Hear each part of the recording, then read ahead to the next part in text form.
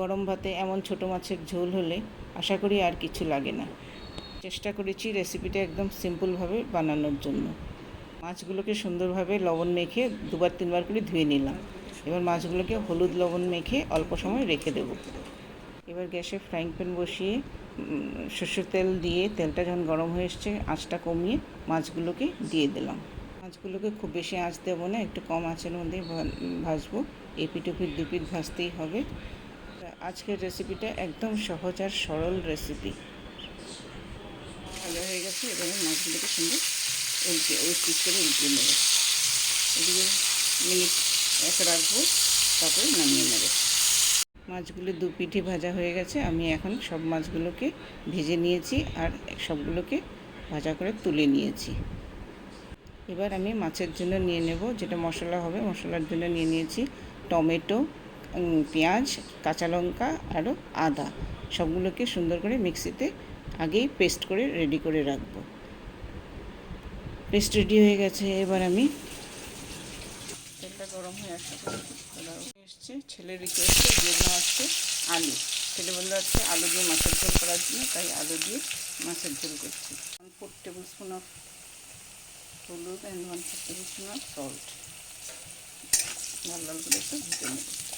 ভাজা হয়ে গেছে। এবার আমি এর মধ্যে দিয়ে দিচ্ছি একটু কুচনো পেঁয়াজ আর দিয়ে দেবো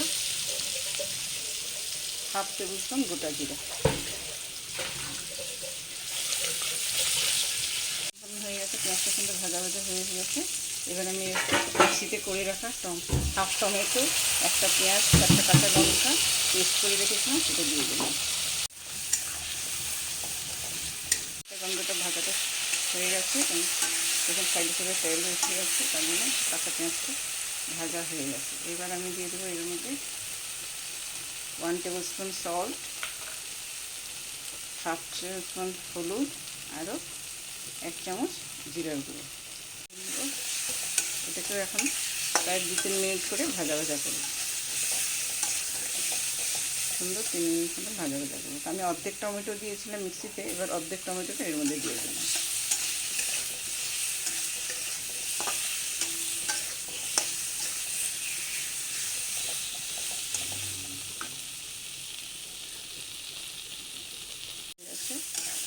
এবার আমি দিয়ে দেবো জল। করে উঠেছে, এখন আমি দিয়ে দেবো ভেজে রাখা সুন্দর মাছগুলো। একটু ঝোলে মিশিয়ে দেবো।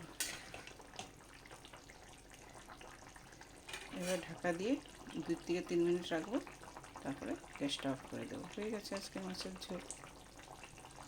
ঢাকনাটা সরিয়ে আপনাদেরকে দেখিয়ে দিচ্ছি। দেখেন কি সুন্দর মাছের ঝোলটা হয়ে গেছে। এবার আমি গ্যাসটা অফ করে দেব।